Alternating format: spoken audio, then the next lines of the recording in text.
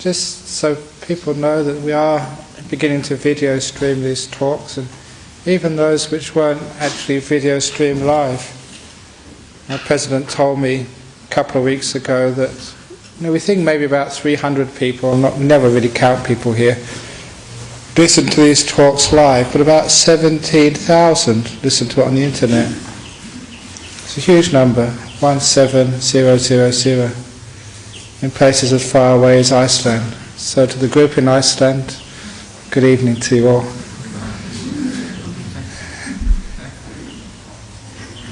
But this evening's talk is going to be on the Buddhist attitude towards sensuality. Now, we live in a sensual world, and sometimes some religions, they have a very eccentric response to the sensuality which is around them. And we see that with people enforcing their women folk to wear burqas, or even, say, in the Amish community, asking people to wear loose-fitting, unsensual clothes. And you look at the monks and nuns in front of you, and this is our idea of a burqa, or is it? What is it? And what is the Buddhist attitude towards sensuality in this world? Certainly that's an important question, because some of people's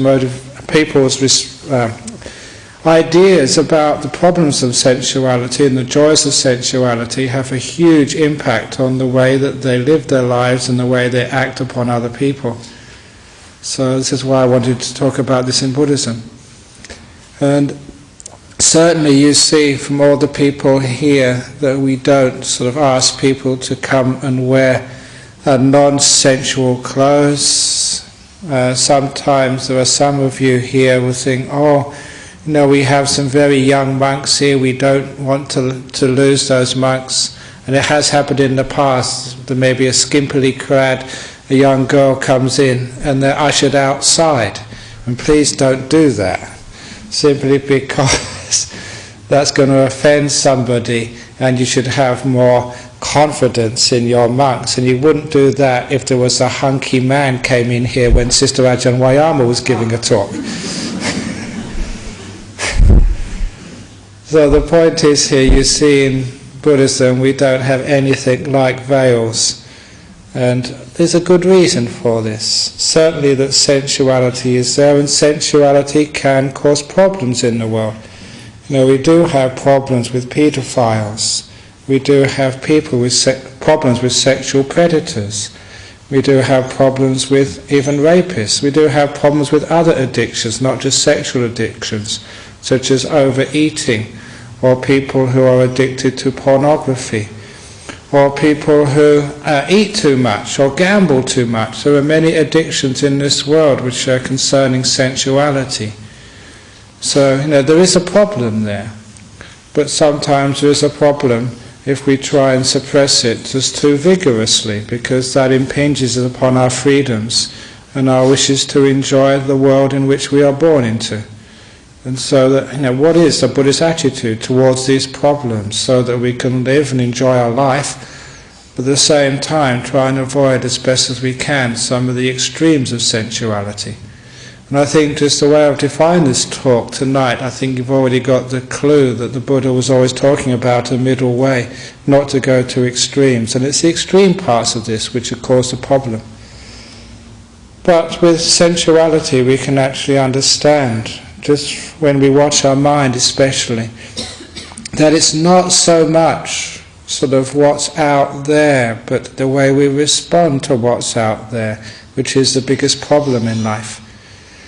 And one of the key stories which I grew up with was coming from my own teacher Ajahn Chah, who, being a monk, obviously you have a different value system when it comes to sensuality. Monks and nuns are celibate. And to live a celibate life, in the world, obviously the monks and the nuns cannot really escape from the sensual objects out there, whether it's food or whether it's sex or whatever it's movies or whatever.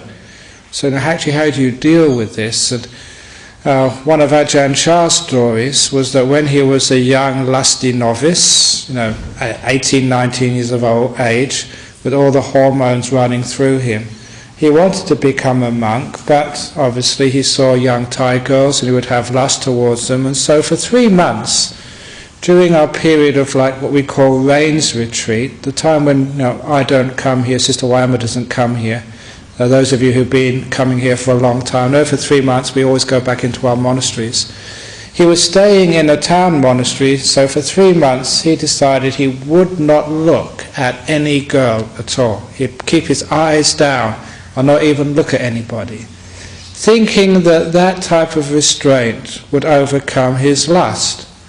And so for 3 months he refused to even look at a girl. And he said what happened. For those 3 months he was fine. But after his resolution was completed, the first girl he looked at, he went crazy with lust. And this is one of the problems, that just not looking, not facing up to the problem, is actually not overcoming it. Actually makes it much worse.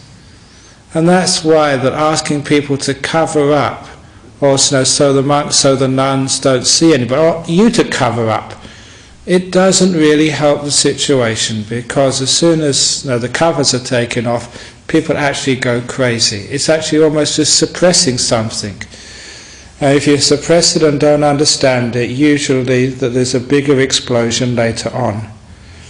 The simile which I've often given, if anyone here is meditating, you feel like coughing, please cough straight away. Because if you don't cough straight away and you suppress it, when you do cough it's like a volcano going up off, and you just disturb everybody. And sometimes that type of suppression is typical of just some of the ways which we deal with the problems in our world. And so we live in such a world, we have to, instead of trying to cover up the triggers with burqas or with veils or with people dressing up in sort of loose-fitting clothing and not accentuating your bodies and not wearing scents and makeup and goodness knows what else, that won't solve the problem. Now, the problem has to be solved actually in one's relationship with the sensory world. And that certainly is the Buddhist attitude. It's, and again, not just with sexuality, it's with food. And sometimes people come to our monasteries, both the Gittiganap and to Bodhinyana Monastery in Serpentine, and say, my goodness, look at all the delicious food that you monks eat. We had complaints in the first years when I was a monk, because sometimes we had these Thai ladies married to Australians and they'd come and bring food to the 2 monks who were there. This was before Sister Wyama came. And sometimes that the Australian men, the husbands, would complain. They say, my wife never cooks anything like that for me. This is unfair. And the Thai wife said, well, you should become a monk, then I'll cook for you. And we got the most delicious food. And so sometimes people would complain to the monks, you're supposed to be monks, why are you eating such delicious food? You should just eat ordinary food, just like bread and water. That's probably the best for you. They would respect you even more. But sometimes I tried that. My first year as a monk, for a practice, I put all the food together, which was disgusting anyway, and I got the spoon and mixed it all up. And I only ate 1 meal a day, and so it was a sludge, it was a slop. And if you saw it, you'd actually pour it out straight away. It wasn't even fit for pigs, let alone for monks. But the trouble was, it was an interesting experiment which I did. Every food, doesn't matter what it was, the sweets, everything in one bowl, and stirred it up till it was absolutely consistent. After a while, it actually started to taste nice. It was a weird thing, but the way that sensuality works, now after a while, no matter what it is, you start to like it. It starts to become attractive, delicious and tasty. So what it made it very clear to me, it was not the food which was the problem. No matter what food you have there, after a while it becomes delicious and you crave it. It doesn't matter what, sort of as a man, as a male monk, what women you see, after a while, even if they're in burqas, after a while the burqas start to appear sort of attractive. Whatever it is, so the attraction is not in the object out there. And you can like anything after a while. So it's quite clear that the reaction to the dangers of sensuality should never be concerned with the triggers of sensuality. Even in Singapore, they're just going to be opening up a couple of casinos. And obviously the sensuality is the sensuality of gambling, the thrill of it, the excitement of it, is also problematical. But we don't solve that problem by banning all the casinos. Because what happens when you ban the casinos? Then you have illegal casinos. It's not really the thing outside which is the problem. It's the way we react to them. It's our attitude towards these things. And so I was actually quite glad that I had, because I have a group in Singapore and they showed me some of these documents and they asked me my opinion about those casinos in Singapore. And I told them, and I'm very glad the Singapore government was actually following. Well, I didn't really follow the advice. It was really I understood what they were going to do anyway. Was actually not to stop these things, but actually to contain the worst parts of gambling by having legislation in place which can stop the addictive gamblers. And for other people who aren't addictive, actually to show some restraint. And that is actually what's going to be happening in Singapore. So that loan sharks, the money lenders, they can't be in those casinos exploiting people's addictions. Nor if a person is going to that casino too often, their family or even themselves can voluntarily ask for themselves to be banned. If it's going to be causing financial trouble or social trouble, they can be put on the blacklist, and sometimes they volunteer themselves. It's a way of actually dealing with the worst parts of gambling.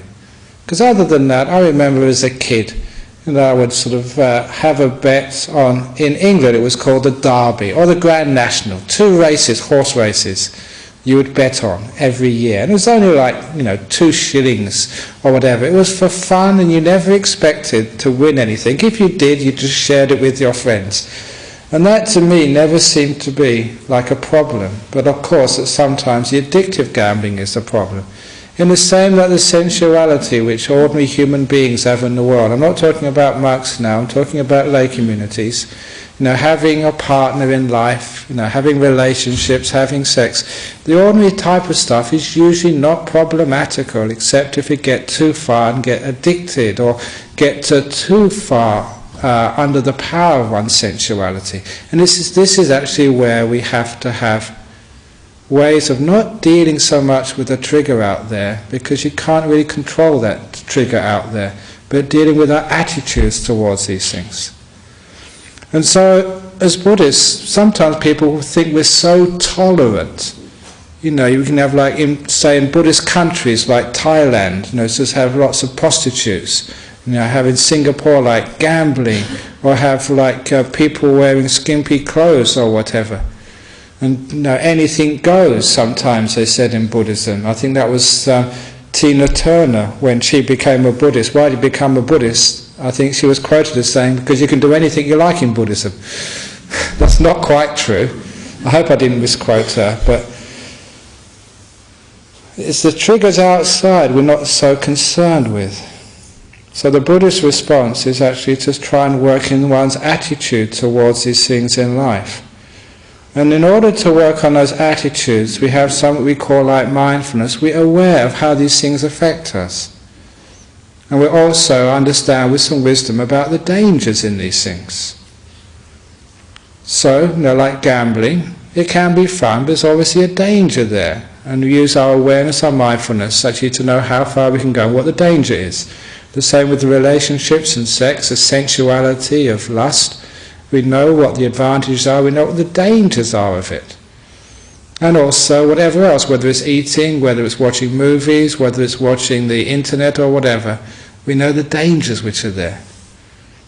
And this is not stopping the things out there, it's actually stopping the way we relate to them when it gets too far. And obviously, sexuality, we know there's dangers there. When we're talking about dangers, There was never ever in Buddhism, it's one of the reasons why I was inspired to be a Buddhism, there was never anything like evil or sin, or you're a bad boy because you had sex with a girl or something. That badness and evil, that ultimate bad thing, was never there. Instead, it was always it's almost like a precursor of utilitarianism, because the Buddha would say the basic ethics, and I repeat this many, many times, it's not just anything goes in Buddhism, but is what you are going to do, or say, or even think, is it going to be harmful to others or harmful to yourself? If it is, it's called not bad, not evil, unskillful. It's a great word, unskillful, because it doesn't have any moral judgments, as if it comes from some absolute, this is bad and this is good. Because if it says this is bad, this is good, and you're told it by someone else, you don't have to think it out for yourself, you believe it. And because of those blind beliefs, we get into terrible troubles in this world. We don't even think it out for ourselves.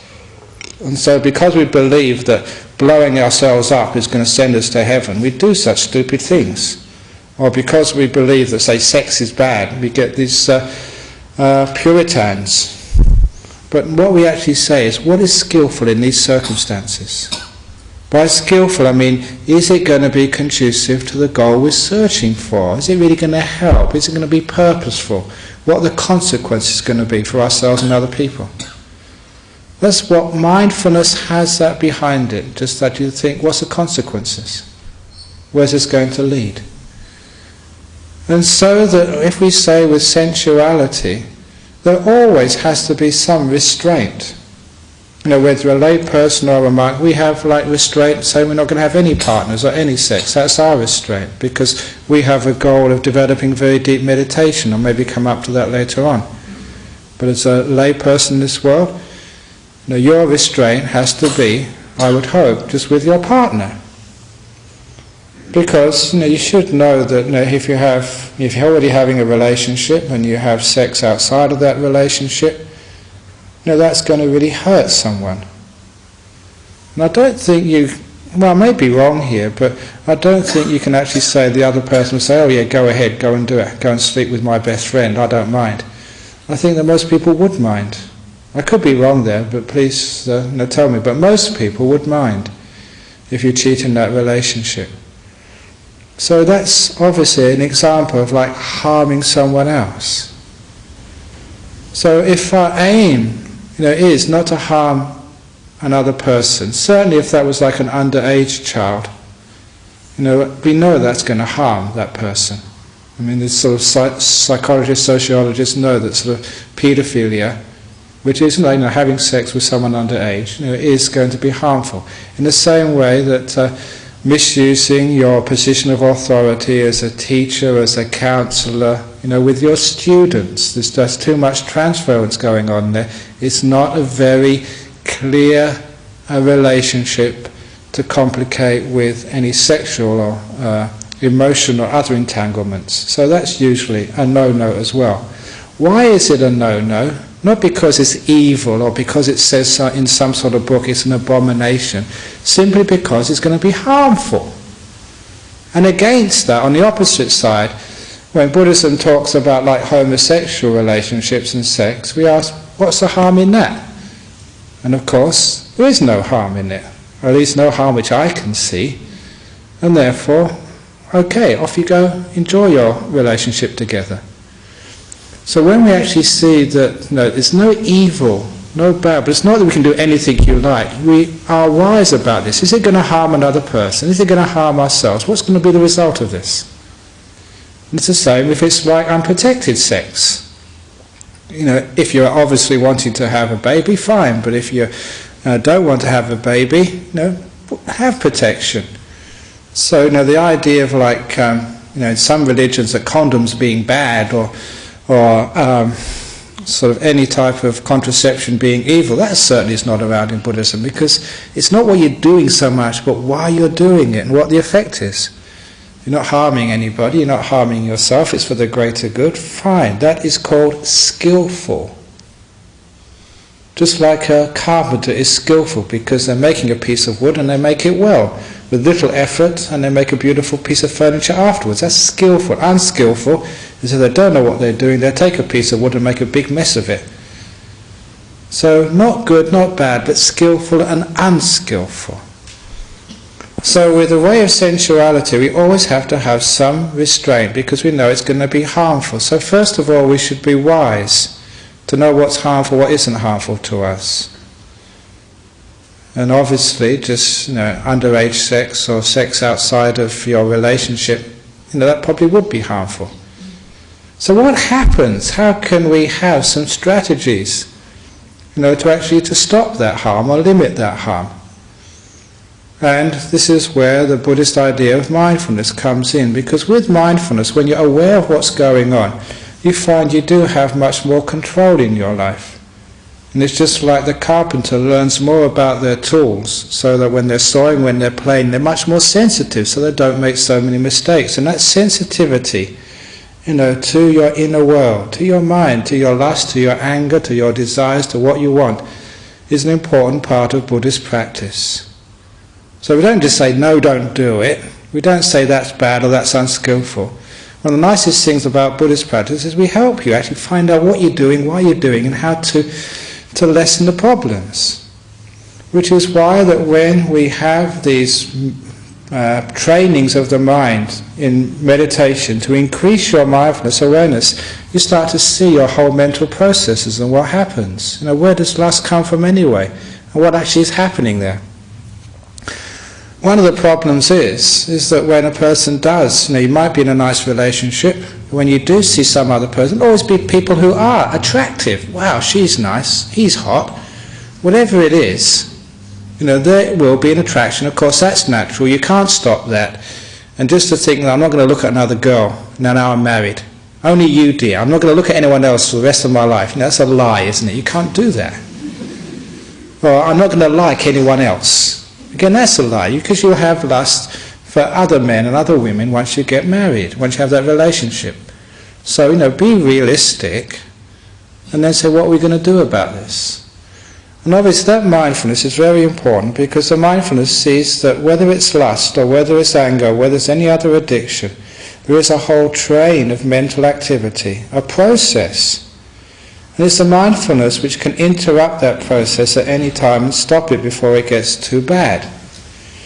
What mindfulness does, it's like trying to stop a train. When a train has left the station, it's going 110 kilometers an hour down the track with so much weight behind it. If the train driver tries to stop and put on the brakes because there's an obstruction on the road or on the rails in front of it, sometimes you just can't do that. It's going too fast. The momentum is too strong. A train going that fast takes maybe half a kilometre to come to a halt. Which is why that sometimes there's these terrible crashes when a car crosses the railway line. The driver sees it, but it's going too fast to stop. This is what happens when we try and catch our lust or whatever, our anger, when it's a bit too late. It's gone too fast, the momentum's too strong. We can't stop it straight away.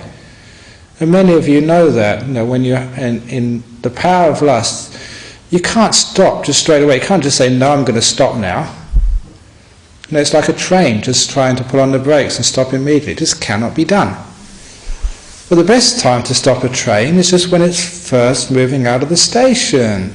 It's only going at maybe 1 kilometre an hour. And then if you put on the brake, it's easy to stop it. So one of the great things about mindfulness is actually you can see the whole process happening. You can stop it earlier if you think it's going to be unskillful, it's not going to help you. So a man who's got a nice wife, instead of just allowing the whole process to get so inflamed that you're just under the power of lust and you can't stop it anymore, you try and stop it earlier. And that way, if you see this really, really nice girl and she's really amazing, you see that whole process happen, stop it now before it gets too late. It's called just a simple restraint.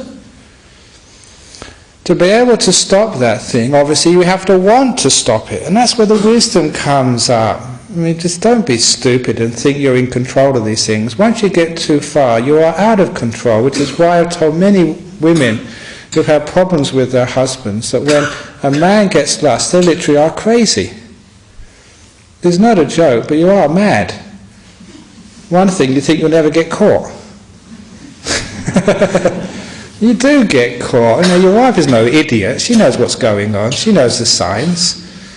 It's amazing just how many men have an affair and they think, you know, I'm in complete control. It's only a bit of fun. My wife won't ever even find out. And then when it does find out, then they come to me and I have to sort out all this, you know, problems and try and give them another chance, or maybe no other chance, and divorce and all the problems that comes from that, and custody battles. There is a danger there, so don't let it go so far you go crazy and you lose your common sense. You know, you will get caught. So, you know, are you willing to have that problem in your relationship and do that to this other person you live with and your kids? So this is actually our mindfulness and our wisdom don't allow us to go to such a point and we get crazy and we lose a sense of, you know, of reality. You don't always think that you're in control of this stuff, because you know that sexuality is such a strong force. Most of you can't control it. When you get so far, that's it. And relationships just keep going on, and sometimes you know it's going to hurt. You should have known earlier, so please learn. It's not a guilt trip. We're not saying, oh, you bad boy and you terrible girl, you shouldn't have done that, and you're excommunicated from the Buddhist society for life. Guilt, again, has no part of this, because if we have guilt, then we're running through fear. We should never work through fear. We should always work through just the wisdom, understanding the consequences, and being wise and being sharp. So in sensuality, everybody has to have some sort of restraint. In other words, it's not just some free lunch. We can just eat at the table of sensuality as much as we want and thinking nothing's going to go wrong. We have to balance our diet of sensuality. Not too much, not too little, according to our means and how we make that decision of how much. And also, you know, the best way is restraint for your partner. You know, just for her or for him, and keep it that way. And also understand the dangers there. And again, because I'm a monk, because, you know, we draw the line as monks, having actually very little sensuality, especially sexuality with the opposite sex, because again that was going to really help our deep meditation even much more. It's one of the great teachings of the Buddha. He said that when you lessen the sensuality, you're concerned for the outer world, especially even sexuality, food and entertainment. Literally your mind goes more inside. It doesn't get drawn outside so much, and so it makes it much easier to get into the deep meditations. And that might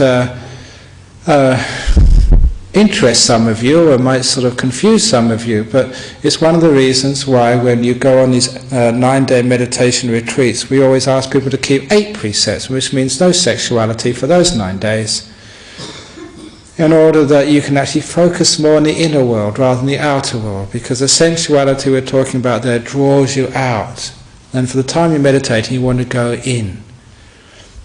And actually you do get another type of happiness when you withdraw from that sensuality. So monks and nuns sort of usually are non-sensual. And because we're non-sensual, that sometimes people think that all Buddhists should be like that. And they start complaining, what if everybody became a Buddhist? Then we will not have any more people in the world. And that's a stupid comment, because only some people will go to be monks and nuns. Ordinary Buddhists, they have families and they go to the casino. But if you go to the casino, be careful. You know, don't go too far. Know your limits, and if you get too far, like the train, stop before, you know, it's irreversible. And it's the same with sensuality. And as monks, this is where we draw the line, but we don't go too far. But as I said, the monks, even they get into food as well. One of the things I noticed when I was a young monk, as soon as I gave up sex, I really got into food. Food was incredibly delicious. It's almost, if you give up one thing, you get another thing. And I was very fascinated to see that actually when you go through puberty, that actually there comes a stage before that, actually the sexuality, where you really get into food also, as if I was going backwards in my development. As a young man you get really into food, and then you get into the girls, and I was going backwards, gave up the girls, and going into food again, before you actually go back again to sort of not being involved in that at all. But even actually with food, it's delicious, it's nice, but you can't eat too much, you get stomach aches, so you actually have to restrain yourself. So with all the sensuality we have, it's almost like it has to be a voluntary restraint when we see the problems and difficulties which it might give us. And the mindfulness actually gives us a sense of more control. So those people who have addiction problems in this world, whether they're addicted to sex, addicted to pornography, or addicted to gambling, or addicted to having one partner after the other, if they realise it's a problem and they want to try and restrict it, then the mindfulness practices helps them enormously. Of course, once they have to realise that it is a problem, and then how do we solve it? The mindfulness awareness of what's happening in your mind, and get different responses so that we don't go through the same old habitual reactions. What mindfulness is just like you see there's 3 exit doors at the front of this hall and 2 at the side. What mindfulness is you see just more than one doorway, so you can go through other doorways. Because in life we're creatures of habit. We think we always have to do things exactly the same way. We literally go through the same doorway every time. It's habit. We don't even look to see if there's any alternative. So it's the same reaction. You see the beautiful girl, the same reaction over and over again. What mindfulness does, you actually see other ways you can deal with this problem. Or, it's not maybe a problem, it may be something you want to do, but you've got more alternatives. An addict has got no alternatives at all. They're in a rut, a habit which is so ingrained, they just go there and they cannot stop themselves. There are other alternatives all the time, but we need the mindfulness training to actually to see that. So what mindfulness actually is actually when you come here on a Friday night, never sitting in the same place. I'm accepted here because I have to sit in this place. That's where the microphone is. But why is it that people always try and sit in the same place? So they park the car in the same way, always eat the same food. When they go to work in the morning, they always go the same way, or they go back the same way. Become creatures of habit. When you become creatures of habit, that's called no mindfulness. It's a wonderful thing to be able to change. And I will challenge you tomorrow morning, one of my first examples of training in mindfulness is when you wake up tomorrow morning and you brush your teeth. Which side of the mouth do you start brushing your teeth? The left or the right? Or in the middle? Above or below? Tomorrow morning, I challenge you, start somewhere else. Start a different part of the mouth every morning. Come on, live on the wild side. Now it's a very simple example, but it makes the point that, we're habitual, we always start the same place. There's no reason to start at that place, but because we start at the same place, it's a creature of habit. We don't need to even think about or be aware of what we're doing. It just goes and does it without any mindfulness awareness at all. You literally are dulling your mind out and become a creature of habit. And it's the habits which cause the addictions, whether it's with gambling, with food, with sex, other sensuality, or say pornography. Why do people want to watch pornography on the internet so much? After a while it does become an addiction. We get drawn in there, and after a while we can't stop ourselves. Okay, you can stop yourself. There's other doorways you can go through. Or maybe other windows on the net. So first of all, you've got to know it's a problem, and then do something to stop it. Obviously, one of the reasons why people get addicted is there's a pleasure to it as well. And I was very fascinated to see the way the Buddha looked at sensuality by saying, yeah, there's a pleasure there, but there's also a payback afterwards. And the Buddhas, this is 25 centuries ago, he compared such sensuality like to borrowing money, taking out a loan.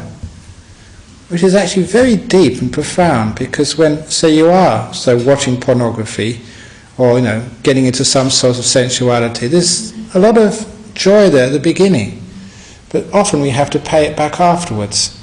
And sometimes, like a loan, the only way you can pay it back is by taking out another loan to pay off the original debt, and the loan gets bigger and bigger and bigger until one gets into such a great financial mess there's no way that you can actually pay back your loan. And that is actually just a beautiful description of addiction, and actually how it happens, because we get sort of some pleasure back in the first, and then to get some more pleasure we have to do it again, but even more intense, and then more intense next time, until the only way we can get that pleasure is taking bigger and bigger doses of the drug, until we're really, really in a great debt. It's a very profound description of actually what addiction is and how it happens. And so understanding that, please don't get that deep into any addiction that you get caught into such a debt trap. But it's also understanding that there are other pleasures in this world, not just the sensory pleasures. And it's true, the pleasures of just your family, friendship, romantic love rather than sexual love. Those other pleasures should also be recognized and should be emphasized, because it's the other pleasures can be used as a substitute for the instant gratification of some sensuality. So if you are addicted to some types of that sensuality, not just mindfulness, but give yourself another reward, another thing which is a bit more skillful than the one before. So that way that we can actually, we're not condemning sensuality, nor are we trying to prohibit sensuality by covering everybody up in a burqa or by saying it's evil. We're actually dealing with it in a wise way, so we can find our middle way. We don't go to extremes, so we have a means of stopping ourselves going to those extremes. We have gone to those extremes. We try and maybe learn a little bit of meditation so our mindfulness becomes more clear, so we can actually stop ourselves before we get to that point. So for example, if someone is addicted to pornography on the web, the mindfulness actually tells you, look, as soon as you sort of press that button and enter that site, you're lost. It's just like in AA or people addicted to smoking. It's once you picked up that first cigarette and it's in your mouth, that's too late already. You can't put it down then. And you have to actually stop before you pick the cigarette up. And to be able to do that, we have these wonderful techniques which we call programming mindfulness. By programming mindfulness, what you do when that trigger is not in front of you, when you feel comfortable, when you think it's actually no problem, that's when you put the suggestions into your mind. Say it's cigarettes, I will not pick up that first cigarette, I will not pick up that first cigarette, I will not pick up that first cigarette. Because as a meditator, I know just how the mind works. It is conditioned. You are susceptible to suggestion. And if you keep saying that to yourself again and again and again, in the quietness of, say, your bedroom, when you think it's not a problem, you say it then, when it's not a problem, it's not in front of you. When it's in front of you, it's too late. And after a while, what happens, say with a cigarette smoker, normally they would actually, they're trying to give up, but they see a cigarette and it's in their mouth before they even know it. Because it's habit. It's just like brushing your teeth. You don't even need to think about it. You've done it so often. But what actually happens when they develop that degree of mindfulness and they condition themselves, I must not smoke that first cigarette, I must not smoke that, I must not pick it up, I must not pick it up, I must not pick it up. What happens just before they're about to pick it up? The mindfulness actually clicks in. It's like an antivirus, not a Norton antivirus, a Buddha antivirus, which actually stops the habitual process. And the thought comes up, no, I won't pick it up. There's a very, very effective way of actually stopping addictions. And because the mindfulness is actually pre-programmed in there to say, danger, you're going to pick up a cigarette, or you're going to sort of start another affair when you're married, or I'm going to bet too much at the casino, or whatever else is you're doing. And that programming is very powerful because that picks up the signal. It's like a little red light starts flashing in your mind, danger, danger, danger, you're maybe going too far. And then you have the opportunity to stop yourself. A lot of times you can't stop yourself because you don't know what you're doing. The mindfulness isn't there, it's habits. And so that way we can actually stop ourselves. There's other ways of stopping yourself also, to remind yourself of the dangers, what happens when you've done that before. Because some of you, you have had affairs outside of marriage. Sometimes you may have even sort of had sex unknowingly with say a 15-year-old girl or whatever it is. You didn't know she was that young, or whatever it is, or you've been attracted to somebody at work who's, you're their boss. All these sort of very, very dangerous areas of our life. Be careful. If you made a mistake once, be careful, pre-program yourself. Don't go and create that pain and problems for yourself and others again. So you program yourself, danger, danger, danger. And once you have the program danger, danger, you have all other ways of dealing with this. Obviously, that moving away from the stimulus, if at all possible, move away from the cigarettes, get out of the casino, just move out of that office or whatever else there is. If there's somebody there who's really sort of attracting you too strongly, you have the choice to do that. So you're actually taking control of your sensuality if it's going too far. And again, throughout this talk, you've seen that I'm not saying sensuality is bad, I'm just saying the extremes of sensuality. And it's quite wonderful and fine, you're having a wonderful relationship, enjoying sex with your partner, homosexual, whatever, whatever is creating that bond between the two of you, that's wonderful, that's fine, but be careful not to take it to the point where it harms yourself and harms another person. And that sort of sensuality which you even see on the TV or you see on the movies, and that's not really the problem at all. Because, it's a long time since I've seen the TV, to see sort of people actually tell me what goes on those TVs. But I remember I went to visit my mother in London about 15 years ago. The first time I'd seen TV in about 7 years. And it was like a cop and movie show. I forget what it was called, not Defenders or something. Anyway, it was half an hour TV show, repeated every week.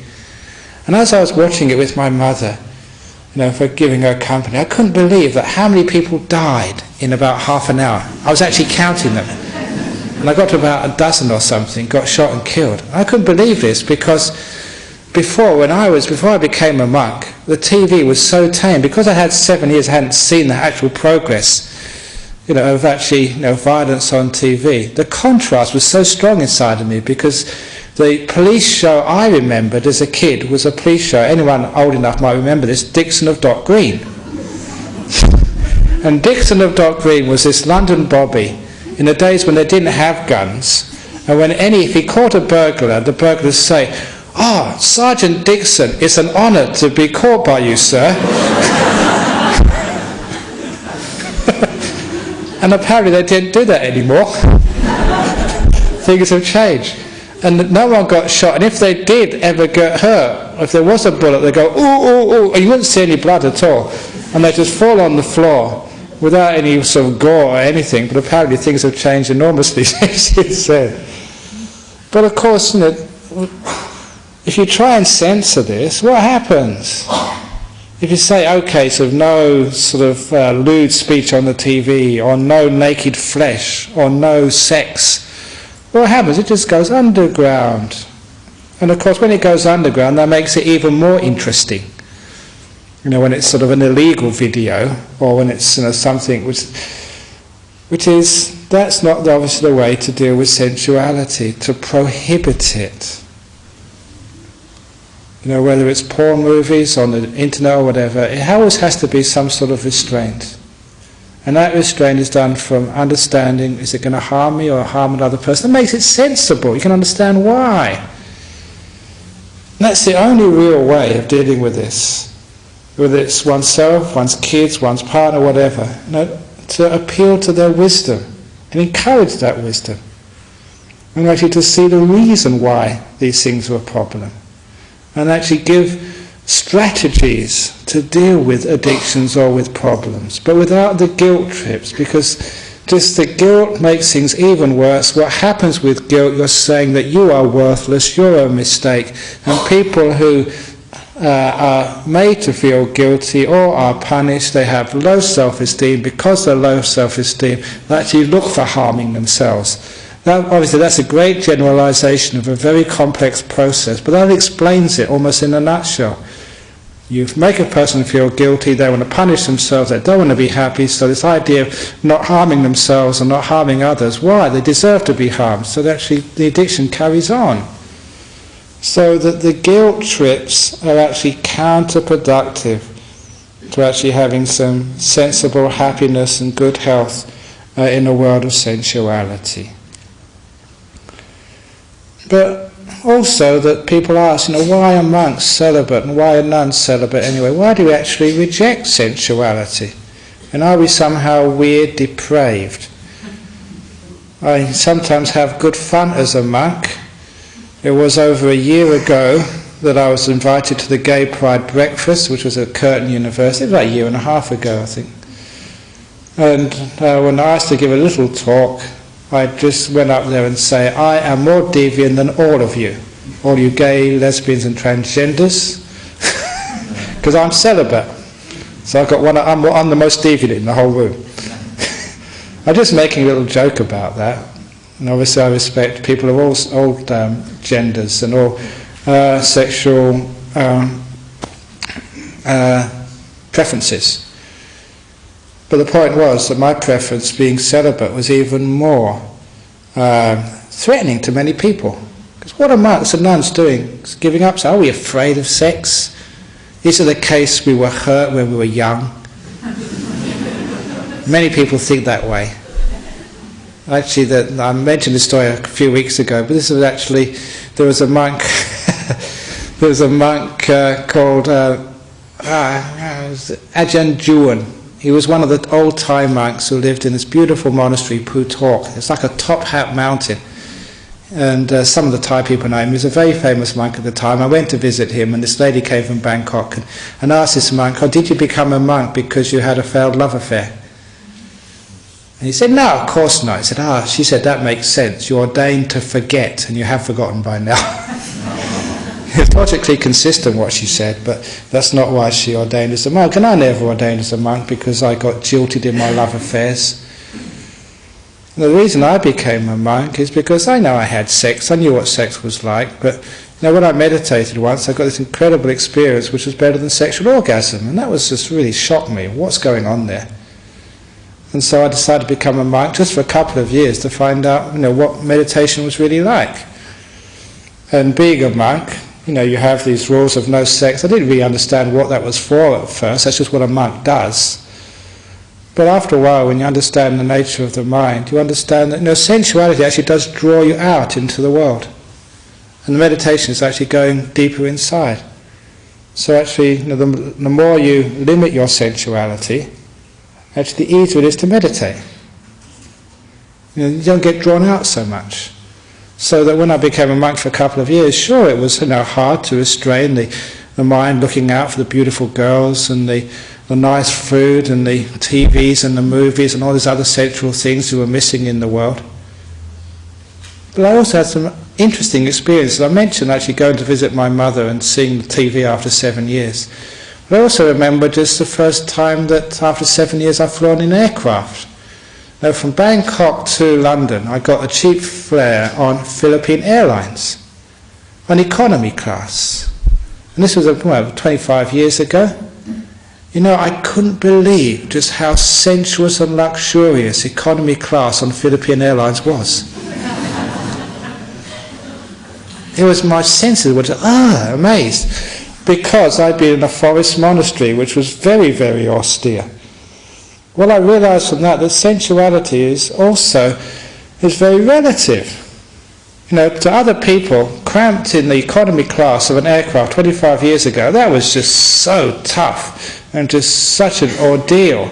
But for me, who'd never sat on a chair for 7 years, being served like food which was hot and which was Western, which I could eat, I even got ice cream. I remember that ice cream. In a tub instead of on my bowl, just melting into my rice and curry.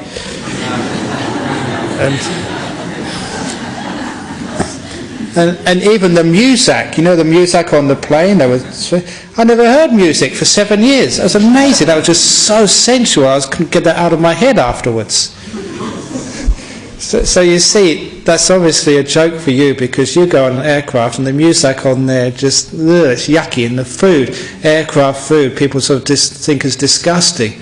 And economy class is sort of so cramped up. But for me, because I've been living a far more austere existence in these forest monasteries, you know, I was amazed, in the aircraft there wasn't even any mosquitoes. The first time in 7 years I was free from mosquitoes for more than an hour or two. That was, to me, was luxurious and sensual. So you can see sensuality is also relative.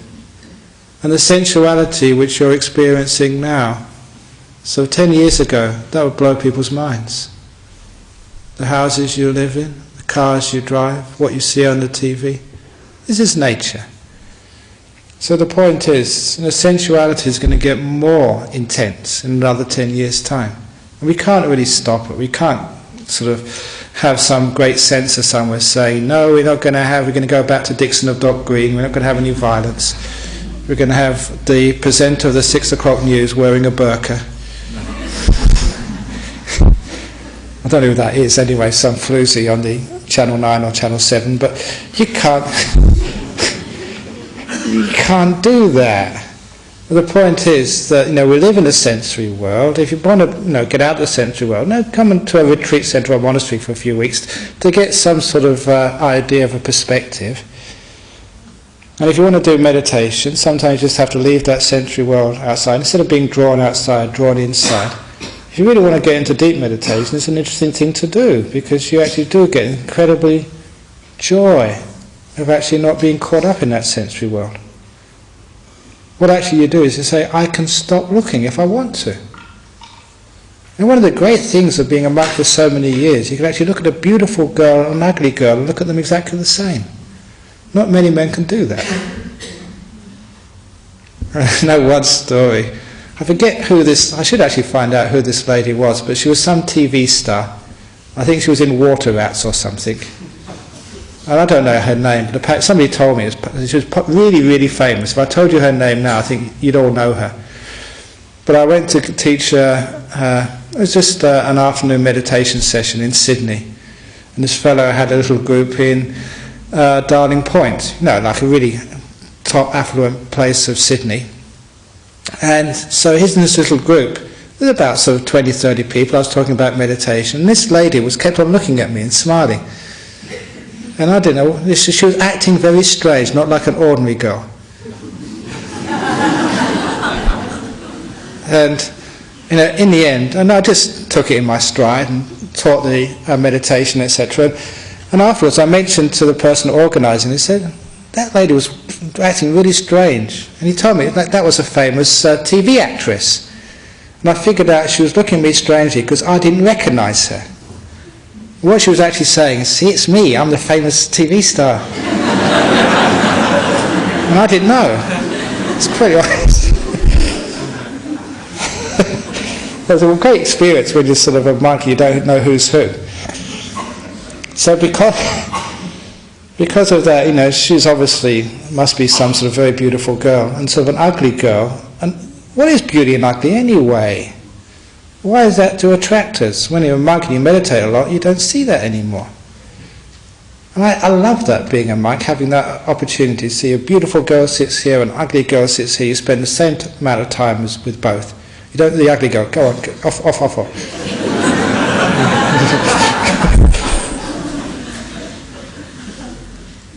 Because that sort of sensuality sort of starts to disappear. So it's great being able to, if you can, resist that sensuality, you can be more fair to other people. So this is why we do it as a monk, and we know we do lots of meditation. So it's great actually doing a little retreat, because you actually understand sensuality much more, and you can understand you can restrain it, so it's up to you, you can take it or leave it. Because sometimes people think they want to be free. And the free world is being able to enjoy our sensuality, we should have no limits, whatever we want to watch. most violent movies or the most sexual movies, the most deviant sex or whatever. No, let's have a free will. Let's allow people to do this. But the point is, people aren't free. Sometimes those sensory desires actually captivate us. We become a prisoner of our sensuality, which is why that we have to have that sex, we have to have that drug, we have to gamble. And sometimes people get to the point they have to have those relationships outside of their marriage. And they hurt, and they realise they weren't in control after all. There wasn't freedom. So it's a great thing actually to investigate. Is it the freedom of sensuality, or has sensuality got its limits where you're in the prison of sensuality? You have to have it. So it's great following a little bit of mindfulness and restraint, because you find you can almost like control your sensuality. You can go as far as you want. If you think it's going to harm another person, harm yourself, you can say no, you can stop it. And that's what we do with mindfulness, built of meditation, with wisdom, taking away the guilt, taking away the evil and the bad, and putting in the word skillful, and understand what that word skillful truly means. Well, it's really going to be serving our purpose, serving our interests, what we really want to get out of our life. When we understand that, we understand the Buddhist approach to sensuality. Not to deny it, not to cover it up, but to deal with it, and deal with it with wisdom, with mindfulness, in a way which can create the best happiness for ourselves and all other beings. So that's the talk on sensuality this evening. Thank you.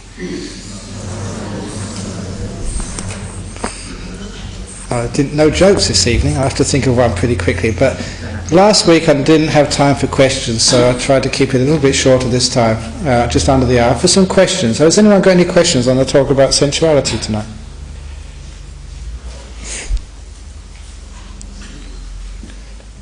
Yeah, okay, I can't see with the lights. Yes?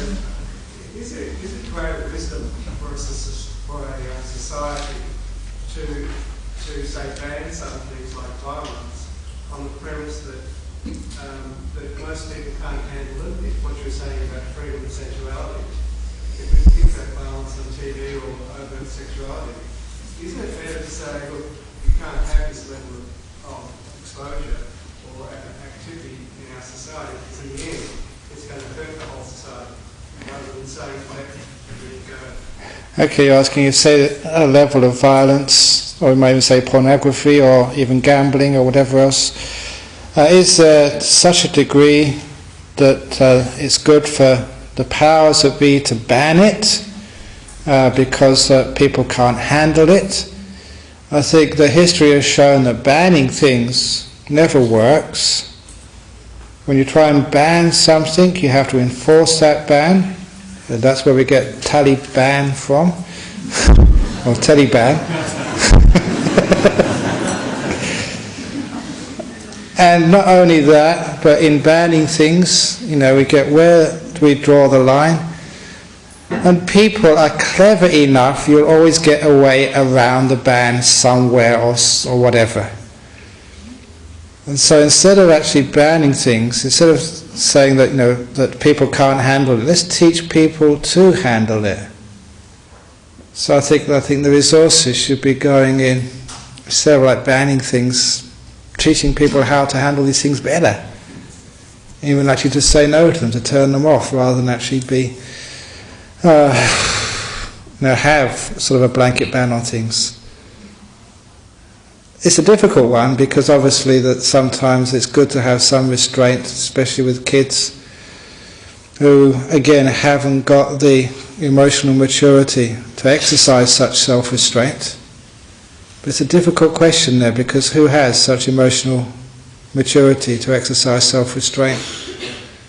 Should we give everyone a restraint class and an exam and say, okay, now you are free to be mature and make your own decisions, but other people can't? It's such a difficult decision with censorship, but what we have seen in history, people always find a way around it. Every ban, when the American government tried to ban alcohol in the Prohibition years, all it did was fed an underground criminal element, and people drank anyway. When people try and stop, pornographic movies, there's always a way that people, if you really want it, you can get it. So isn't it much better actually to try and encourage people to be more self-reliant, self-responsible? Otherwise I don't think it will work. So in Buddhism it's very much the responsibility is on you. Karma, we're the owner of our deeds. So now we take responsibility for it. So there you are, you have all those things in the world, how much you want to go, what you don't want to do. It's up to you. All the Buddhism can teach is to be wise, be discerning, understand what's going to be of help and what's not going to be of help, what's going to harm, what's not going to harm, and also teaching strategies so you can exercise a little bit more wise control over your decision making with a bit more mindfulness. So please anyway, tomorrow morning, brush your teeth in a different part of your mouth. So beginning in training in restraint. Thank you for that question. It's a great question. I'm not sure if I could answer it adequately. I don't know if anyone can answer it adequately. You have to answer it yourself. Any other questions you have?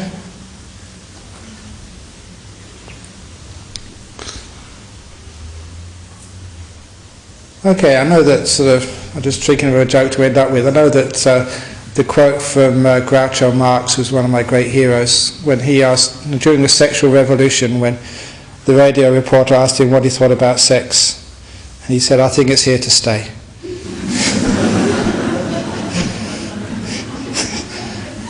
There's a lot of wisdom. Humour is good because there's wisdom behind it. You can't stop it, genie out the bottle. So how are we going to deal with it? Okay, that's Buddhism and sensuality. Thank you for listening.